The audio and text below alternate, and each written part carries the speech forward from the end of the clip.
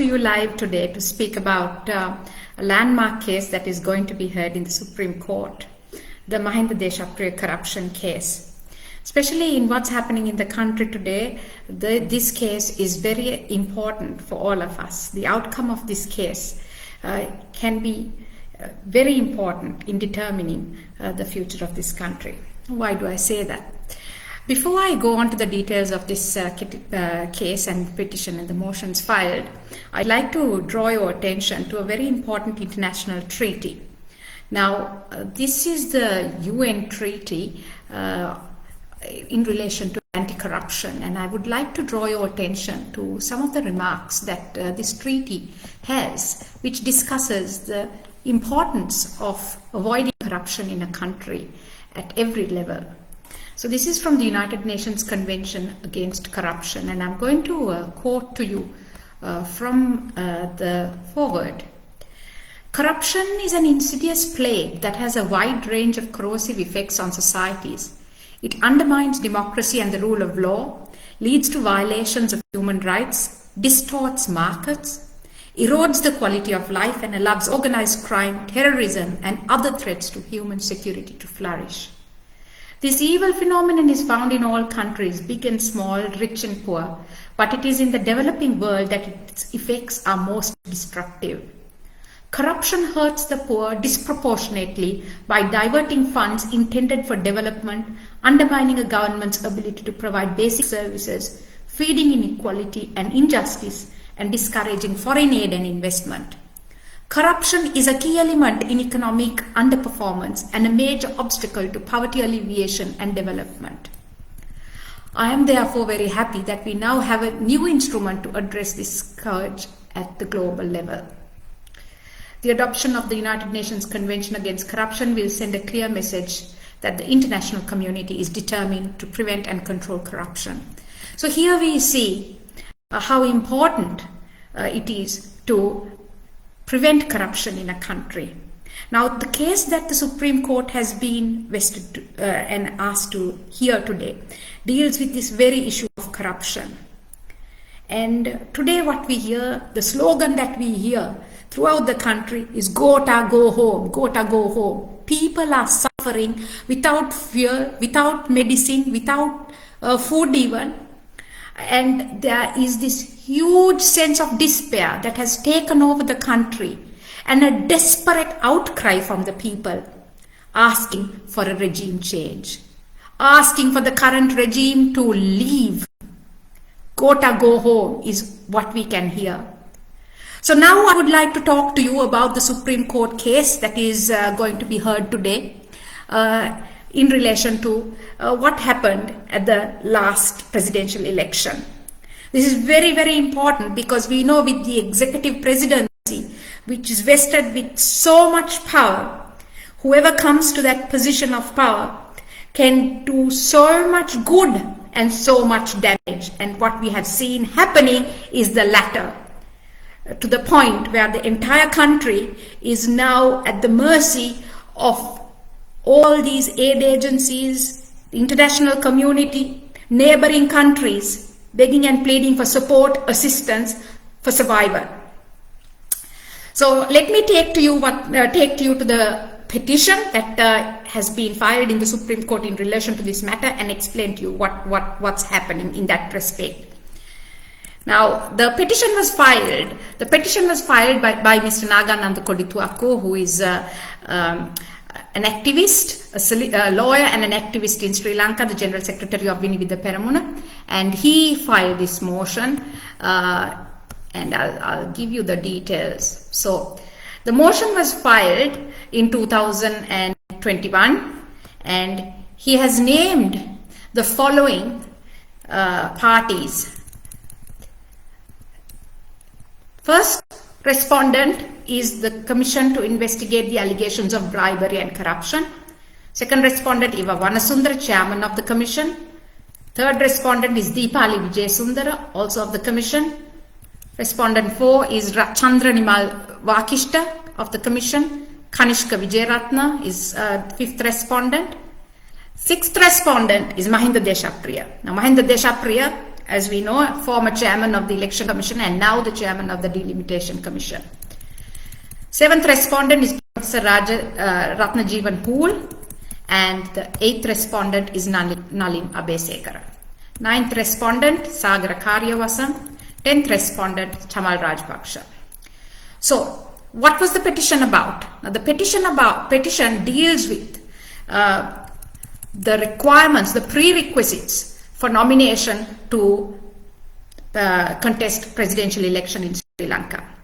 And the question is whether the Election Commission and the others involved, the other respondents who have been named in this case, performed their proper duty to prevent corruption in that nomination process.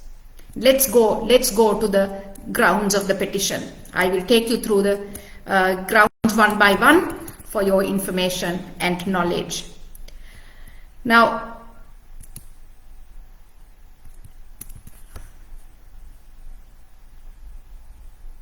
let me just open this up.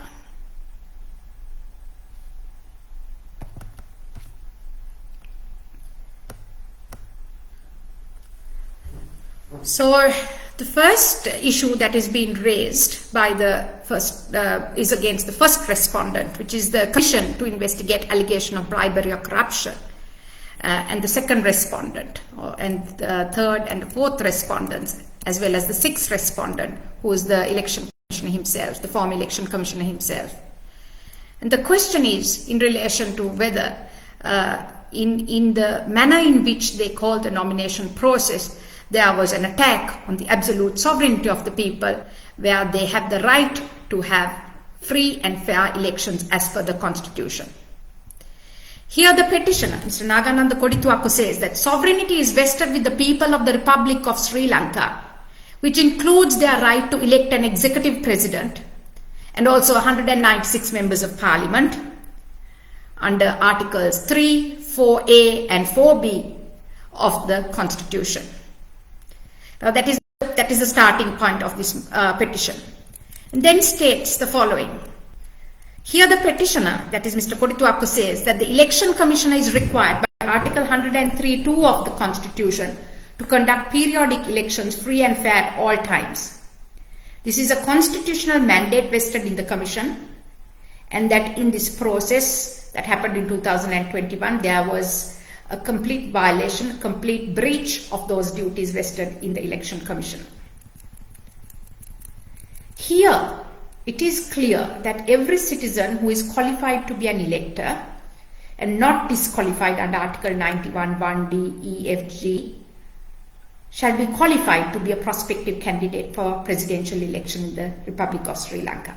What that means is that under Article 91(1)(d), 13, Roman numeral 13, is that no citizen of another country can be seen to be qualified to be a candidate for the election of office of executive presidency.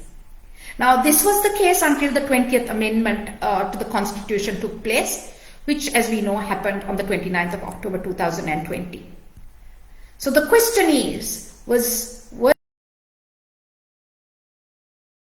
investigate whether the nomination by Gotabaya Rajapaksa was affected by Article 91(1)(d) 13. Now, we go on to see what the evidence in this case is. Now, we clearly see that Mr. Gotabaya Rajapaksa, at the time nomination was called, was still a citizen of the United States of America. And what the evidence suggests is that the Election Commissioner in this regard failed to perform his duty to look into whether the information that was provided by Gotabaya Rajapaksa was in fact true, correct and valid. And what we see is that that investigation did not take place. And the consequences of that was that the nomination was accepted and Gotabaya Rajapaksa then going on to be elected in the role of executive presidents, and the dire consequences of that as we see today. Now, what we see is that there were allegations about this that was made known to the Election Commission very clearly, that this may very well be the case. We have sworn evidence from several witnesses who can attest to the fact that the election commissioner himself was aware of the fact that Mr. Gotabaya Rajapaksa's US citizenship may not have been given up at the time of nomination. Now, what we see is that at the same time, where Mr. Nagananda Kodituaku was also wanting to contest the presidential election, he too, in the follow-up, in the lead up to the presidential election, was a British citizen, and he too, under these provisions, was required to give up his British citizenship. And he had done that and provided certificate of renunciation of his British citizenship to the election commissioner. However, the election commissioner did not accept it. Now, there seems to be a complete contradiction in the way this situation was dealt with by the election commission, and again calls to question the level of corruption that was going on within the election commission in accepting Gotabaya Rajapaksa's nomination without acting in good faith, without taking the necessary steps to look into the fact whether the renunciation of his US citizenship had actually occurred prior to the nomination, and at the same time refusing and rejecting Mr. Nagananda's nomination on the basis that of the operation of the same provisions. So we see that there is a contradiction in the way the law was applied here. Now, we go on to see certain other events that took place around the same time, certain evidence that has now come to light about discussions that took place. And what this means is the court is now under a duty to perform a proper investigation into these facts. Because if there was in fact a breach on the part of the election commissioner in performing its constitutional duty of carrying out free and fair election, lawful election, then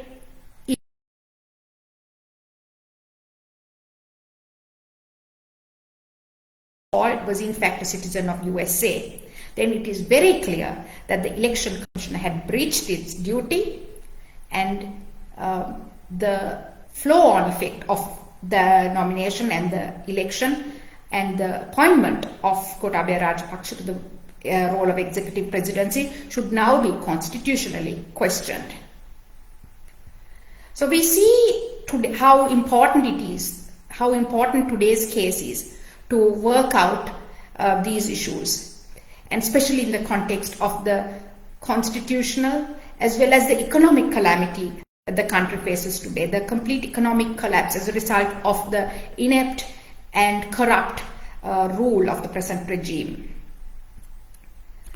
Now, something else that is also important is in today's Supreme Court hearing, there is going to be a motion that is going to be filed calling upon the court to ensure that the bench that will hear this case is also going to be unbiased and independent.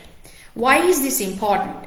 Because we know that in the past several Supreme Court judges have been charged with corruption, and it is really important that in the context of a free of an independent hearing to take place in relation to this petition, that those judges who have been charged with corruption should not be allowed to sit on this case.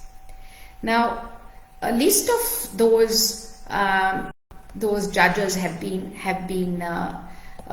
filed, and I can give you the list of the judges who have been charged with corruption, who should not be sitting on today's case, or in fact should not be presiding over this matter, in order to ensure that the hearing is going to be an independent one. So we've got Sira J.D. Abru, Priyantha Javardhana, Vijit K. Malalgoda. These are all judges of the Supreme Court. Kesri Pavan, L.T.B. Dehidenia, P. Padman Surasena, Esture Raja, Murthu Fernando. You have all been named as judges who should not be sitting and presiding over this case. So this is really important to ensure that we uphold the law here, that in the context of the supremacy of law being an important doctrine that we need to protect in order to protect basic rights, fundamental rights of the citizens of the country. It's really important that a fair hearing is given to the petitioner here. In the event that such a fair hearing cannot be given to the petitioner, Mr. Nagananda Kodituakku, we can't expect the court to play an independent role. We can't expect a fair outcome. And I think in determining the country's situation, the future in relation to the current calamity, this is a landmark case. The courts can now step in and use this very case to conclude that the election of Gotabaya Rajapaksa to the post of executive president can be voided on the basis that his nomination was unconstitutional. We can use this provision to uphold the rule of law and to make sure that sovereignty of the people's wish is carried out. And I hope that people will rally around this message. I hope that you will all find your voice and support Mr. Nagananda Kodituakku, who is speaking on your behalf, trying to fight for your rights, your choice, your sovereignty in the parliament, in the country. And I hope that you will all rally around him and support him in this very important case. Thank you.